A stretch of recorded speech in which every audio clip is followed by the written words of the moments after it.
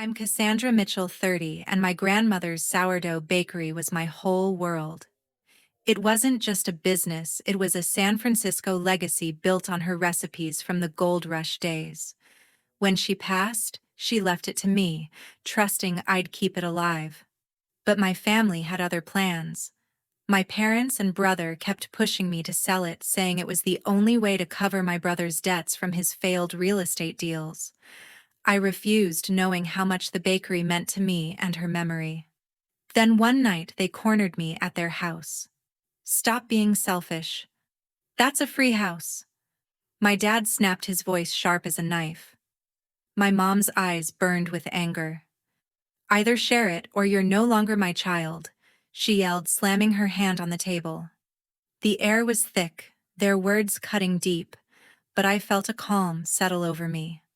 I looked them in the eyes, smiled, and said, "Option 2. A week later, I made a choice that changed everything. What did I do? Stick around to find out. Has your family ever pressured you to give up something you cherish? Share your story in the comments, smash that like button, and subscribe to join our community for more real-life drama. From the time I was a kid, the smell of sourdough in my grandmother's bakery felt like home.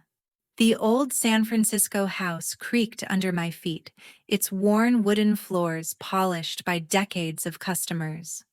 The stone oven in the back glowed warm, spitting out crusty loaves that carried the tang of recipes from the gold rush. Handwritten parchments, yellowed and crinkled, hung above the counter, listing Grandma Florence's secrets to the perfect sourdough starter. Every morning, I'd watch her knead dough, her hands steady, teaching me to feel the texture just right. "This place is our heart," she'd say, her voice soft but firm, tying me to the bakery like it was family. Those moments shaped me, made me dream of carrying her legacy forward. But my brother Trevor never cared about the bakery. A few years older than me at 30, I was pouring everything into keeping the place alive, scraping by on thin profits. Trevor, meanwhile, strutted around in tailored suits, flashing cash from shady real estate deals that never panned out.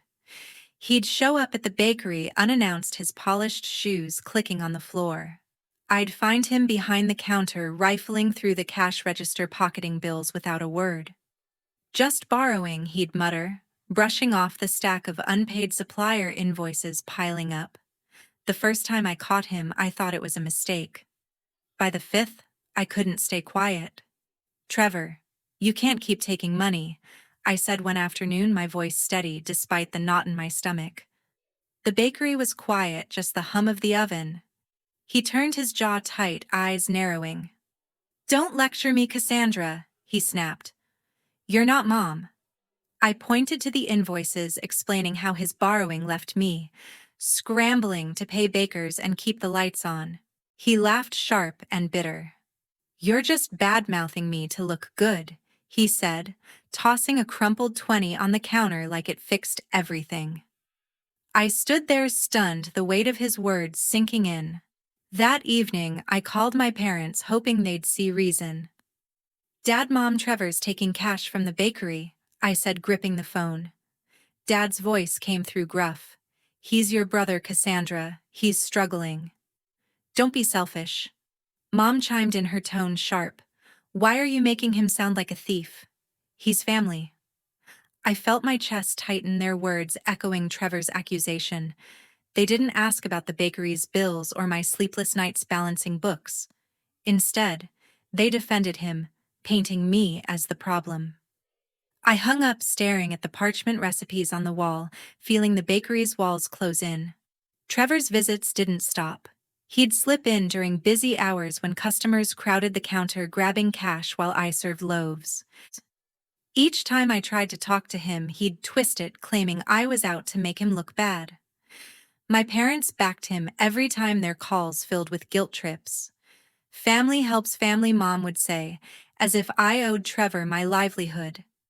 I started locking the register, but he'd find ways around it, charming the part-time cashier into opening it.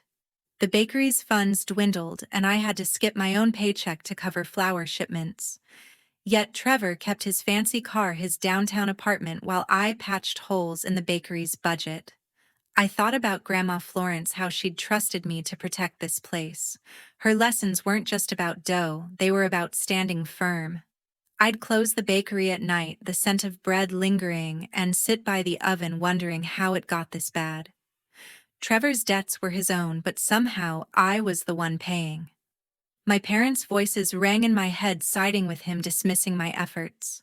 The bakery wasn't just a building, it was my promise to her. I wasn't giving it up no matter how much they pushed. 6 months ago, when my grandmother passed, everything changed. I sat in a small law office across from my grandmother's lawyer, Lawrence, his desk cluttered with files. He adjusted his glasses and slid a thick envelope toward me, sealed with her familiar handwriting. "Cassandra," he said, his voice steady. "Florence left the bakery to you." My heart skipped, a mix of pride and grief washing over me. The sourdough bakery, her life's work, was mine to carry forward. Lawrence read the will aloud, his words formal but clear. The old San Francisco house with its stone oven and parchment recipes belonged to me alone. I clutched the envelope, feeling her trust in me, heavy but warm. Inside was a letter from Grandma Florence, penned in her elegant script. I unfolded it carefully, my fingers trembling. She wrote about the bakery's roots, how it stood as a testament to our family's resilience since the gold rush. "This place is more than brick and dough," she wrote. "It's tradition. Protect it, Cassandra, no matter what." Her words hit hard, like a vow I couldn't break. I looked up at Lawrence, who nodded, his expression kind but professional. "She believed in you," he said, handing me the legal papers. I left his office, the letter tucked close, determined to honor her wish. When I got home, my parents called me over for coffee. I walked into their pristine living room, the air thick with tension. Mom smiled too brightly, setting out mugs, while Dad leaned back, arms crossed.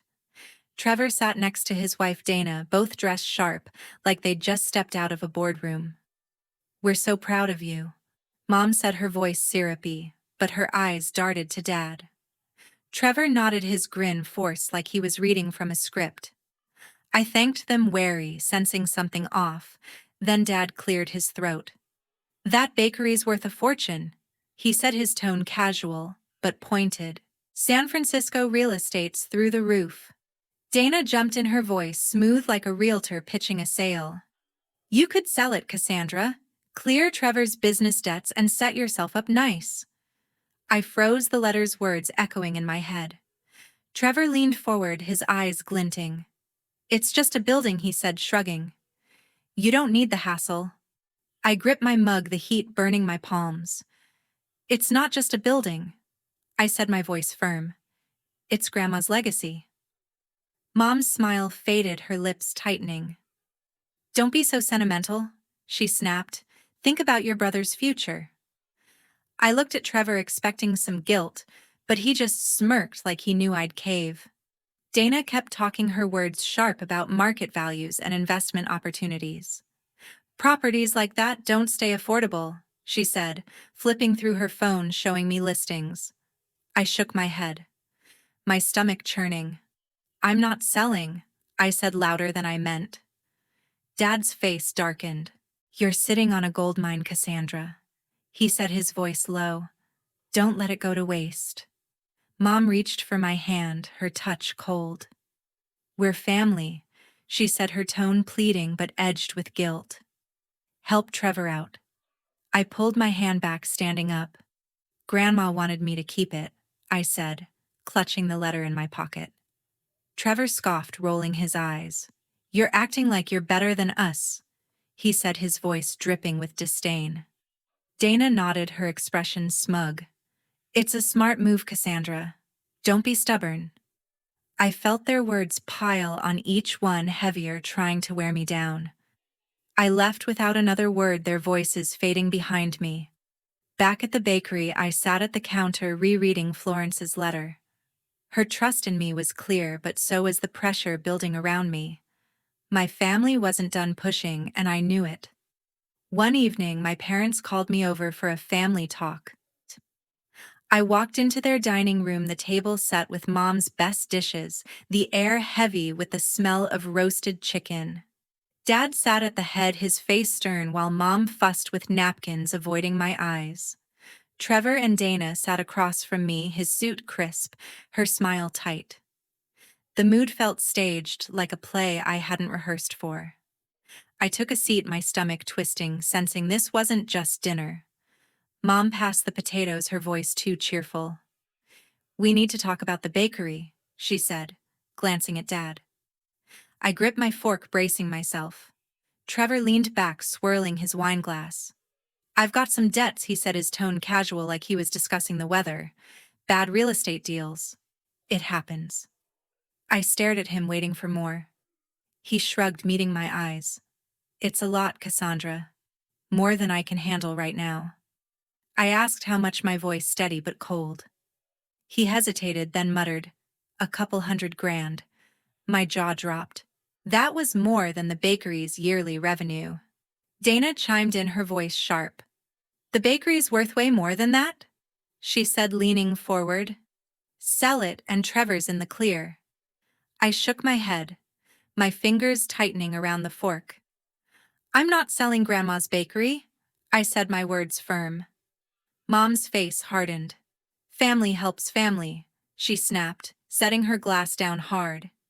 "You can't just sit on that property while your brother struggles." Dad nodded, his voice low. "It's the responsible thing to do, Cassandra. Don't be selfish." I felt my chest tighten, their words echoing the guilt trips I'd heard before. I looked at Trevor, expecting some shame, but he just stared back, his eyes cold, like I owed him. Before I could respond, the doorbell rang. Mom frowned, not expecting anyone, and went to answer it. A man in a cheap suit stormed in, his face, red eyes locked on Trevor. "You've been dodging me," he barked, pointing a finger. "I'm Trevor's creditor, Chad. Where's my money?" The room went silent, the tension thick enough to choke on. Trevor shifted, his confidence fading. "I'm working on it," he mumbled, avoiding Chad's glare. Chad laughed, bitter. "Work faster or I'm taking you to court. You think you can hide behind your sister's bakery?" I stood up, my heart racing. "The bakery's mine," I said, my voice sharp. "It's not paying anyone's debts." Chad turned to me, his eyes narrowing. "Then you're letting your brother sink," he said, his tone mocking. Dana jumped in, her voice rising. "Cassandra, stop being so stubborn. Sell it or Trevor's ruined." I shook my head, feeling the room close in. Mom grabbed my arm, her grip tight. "Sell the bakery," she said, her voice low, almost pleading. "Or you're no longer our daughter." Dad nodded, his face like stone. "Choose Cassandra. Now." The words hit like a slap. I looked at them, Mom's desperate eyes, Dad's clenched jaw, Trevor's smug expression, Dana's calculated stare. I thought of Grandma, her letter, her trust in me. "I'm not selling," I said, my voice steady, though my hands shook. Trevor slammed his fist on the table, making the dishes rattle. "You're a traitor," he shouted, his face red.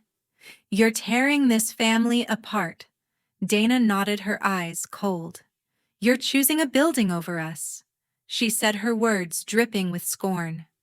Chad crossed his arms, watching the chaos unfold, a smirk on his face. I stood my ground, my heart pounding. "That bakery is Grandma's legacy," I said, looking at Trevor. "Not your piggy bank." Mom gasped, her hand flying to her mouth. "How dare you talk to your brother like that?" she yelled. Dad pointed at the door. "Get out if you won't help," he said, his voice final. I grabbed my coat, my eyes burning, but I didn't look back. As I stepped outside, Trevor's voice followed me, venomous. "You'll regret this, Cassandra." I shut the door, the night air cold against my skin, their ultimatum ringing in my ears. That night, I sat alone in the bakery, staring at my grandmother's old recipe. The parchment hung above the counter, its ink faded but legible, a relic of her love for this place. The silence was heavy, broken only by the faint hum of the stone oven cooling in the back. My parents' ultimatum echoed in my mind, their voices sharp, demanding I give up everything Grandma Florence had built. I couldn't shake Trevor's sneer, calling me a traitor. My hands shook as I opened a dusty drawer in the old oak desk, searching for a pen to jot down supplier orders. Instead, I found a folded envelope sealed with her wax stamp and a worn notebook labeled Sourdough Starter. I broke the seal, my heart racing. Inside was a letter from Grandma Florence, her handwriting steady despite her age. Cassandra, it began.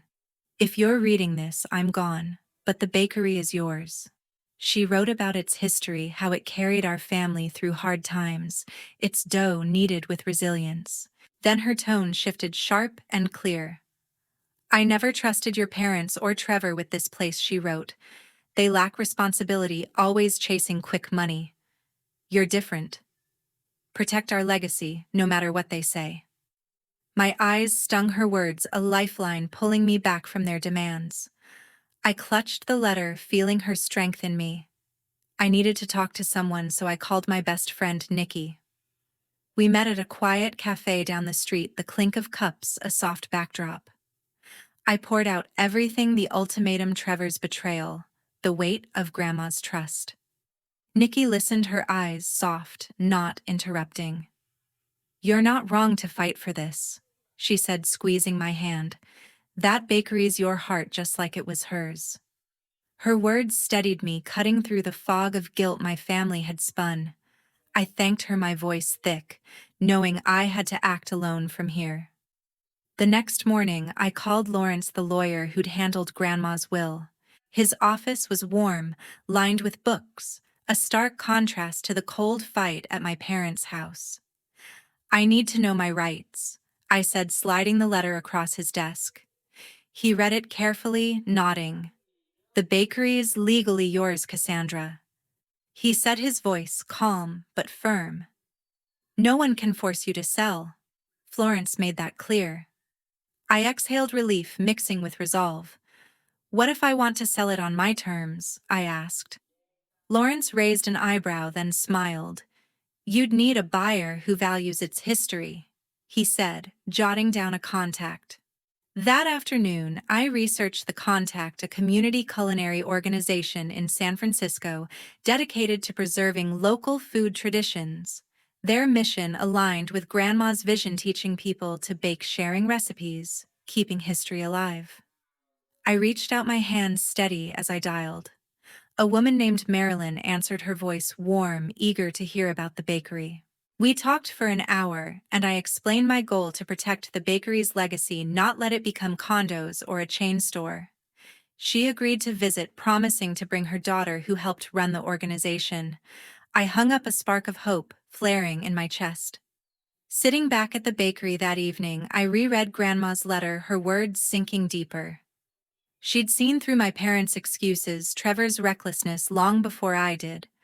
The bakery wasn't just a building, it was her belief in me, her defiance against their greed.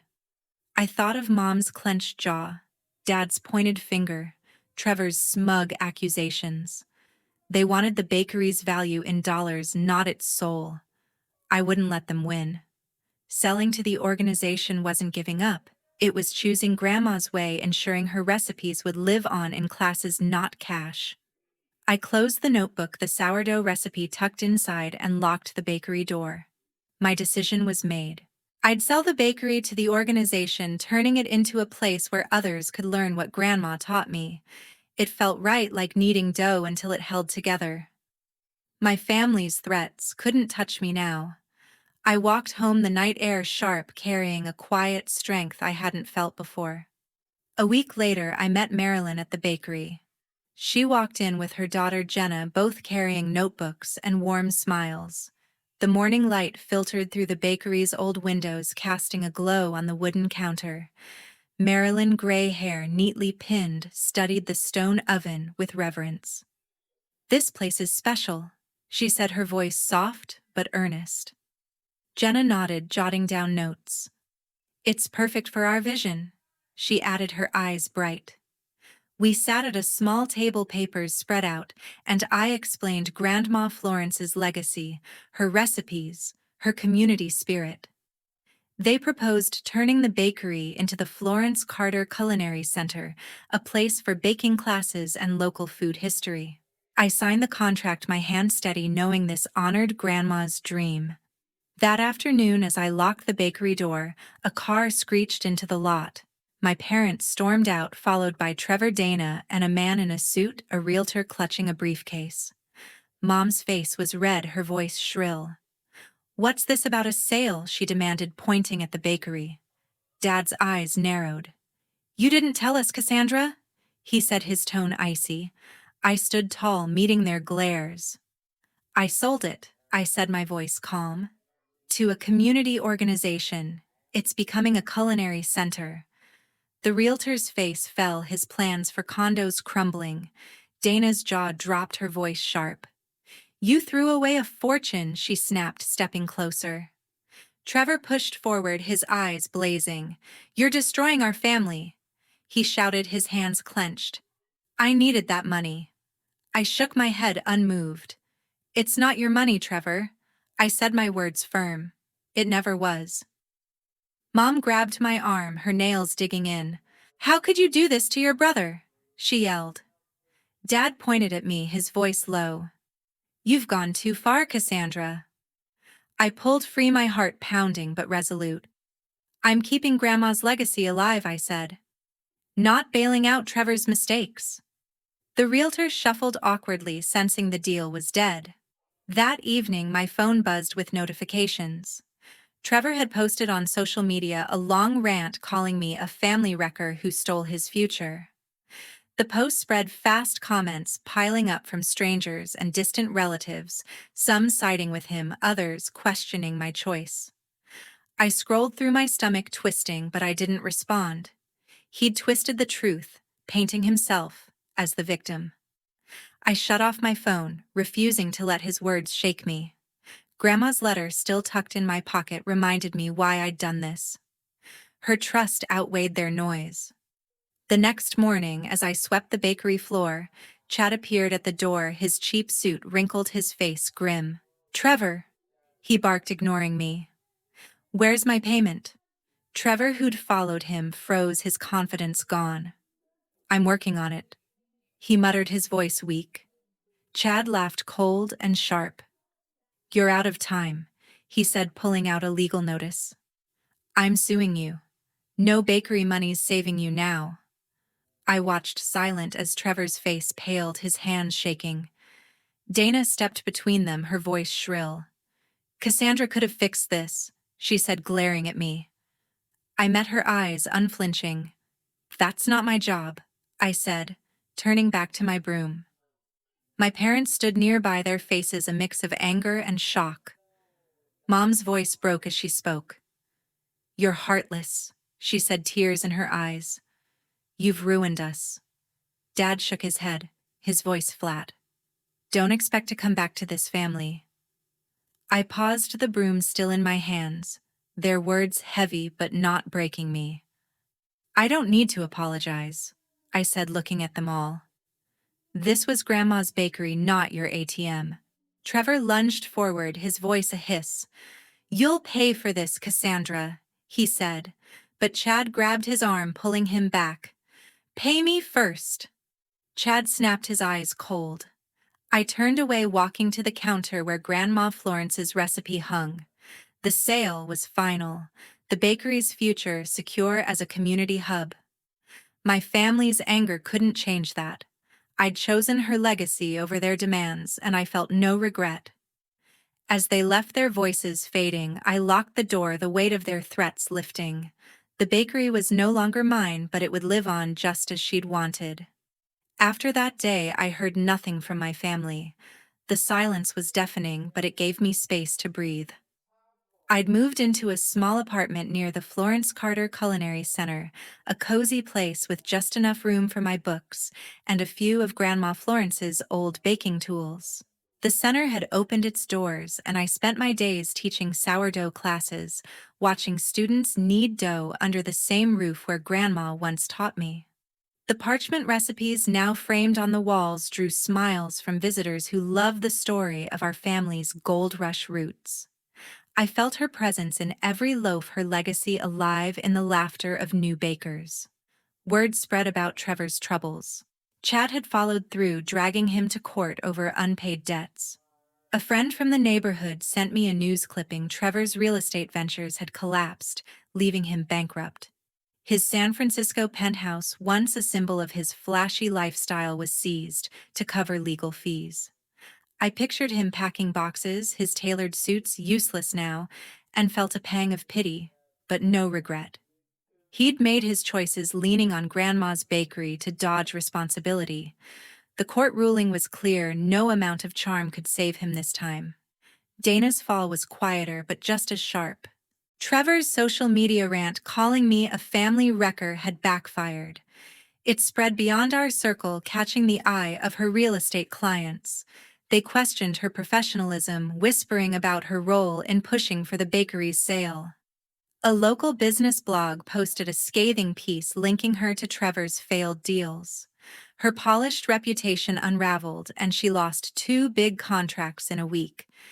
I saw her once outside a coffee shop, her face drawn, scrolling through her phone with a frown.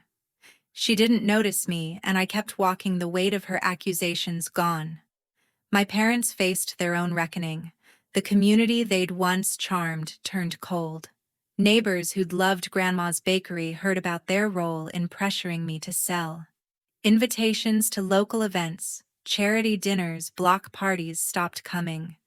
A mutual friend told me Mom tried to explain at a town meeting, claiming they were protecting family. No one bought it. They'd backed Trevor's greed over Grandma's legacy, and the town didn't forget. I imagined Dad's stern face, Mom's forced smile as they sat alone in their pristine living room, their social circle shrinking. I settled into my new routine, waking early to prep for classes. The culinary center buzzed with activity, kids shaping rolls, retirees mastering starters. I taught them Grandma's tricks, like letting dough rest just right, and shared stories of her baking through tough times. One afternoon, as I cleaned the teaching kitchen, Nikki dropped by. She stood in the doorway, her grin wide, holding a basket of muffins. "Cassandra, this place is amazing," she said, looking around. "You did it. You kept her dream alive." I smiled, taking a muffin, its warmth comforting. "Thanks, Nikki," I said, my voice steady. Her pride in me felt like a quiet victory, no heavy emotions needed. I didn't dwell on my family's fallout. Trevor's bankruptcy, Dana's lost deals, my parents' isolation. They were consequences of their own making. I'd spent years caught in their demands, their guilt trips, but now I was free. My apartment, small as it was, felt like home, filled with the scent of fresh bread I baked for myself. The center gave me purpose, a way to honor Grandma without their shadows. I'd walk to class each morning, passing the old bakery's familiar facade, now a hub for new bakers. It wasn't mine anymore, but it was exactly where it belonged. Sometimes I'd catch myself wondering if Mom or Dad would reach out, maybe soften with time. But I didn't need their approval. Grandma's letter, still tucked in a drawer, had shown me the truth: they'd never valued what she built. I'd made my choice, and it was the right one.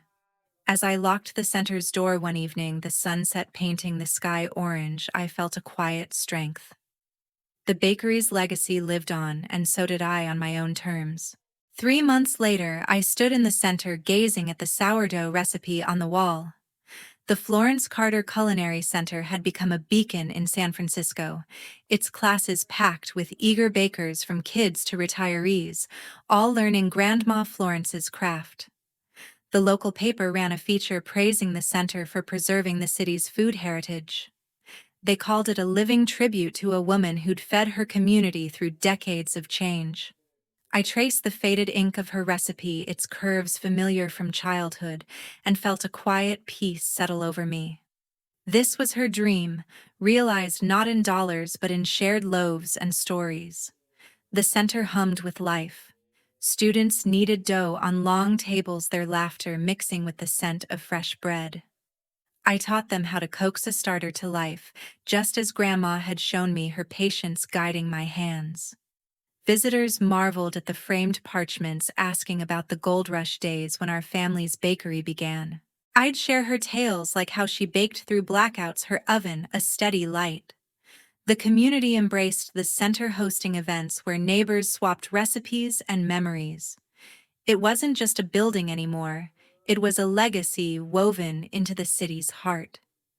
I'd found my own calm amidst the flower and warmth. My small apartment, a short walk away, was a haven of simple comforts: a worn cookbook, a teapot, a window overlooking the bay. I no longer checked my phone for messages from my parents or Trevor, their silence a choice I'd accepted. Grandma's letter, now tucked in a frame beside my bed, reminded me why I'd fought for this. She'd seen the truth about my family's priorities, money over meaning, and trusted me to choose differently. I had, and the weight of their demands was gone, replaced by a clarity I hadn't known I needed. Looking back, I saw the cost of their choices. My parents, once fixtures at local gatherings, now faced closed doors, their role in pushing me to sell the bakery, known to all. Trevor's bankruptcy had stripped him of his flashy life, leaving him to rebuild from nothing. Dana's career, tied to his reckless schemes, crumbled under the scrutiny of his public outburst. Their attempts to manipulate me to bend my values for their gain had unraveled their own lives. I didn't wish them ill, but I understood now: chasing quick fixes over integrity breaks more than just trust, it breaks bonds. The lesson wasn't just mine to learn. Standing in the center, watching a young girl shape her first loaf, I realized what Grandma had always known. True value lies in what you build, not what you take.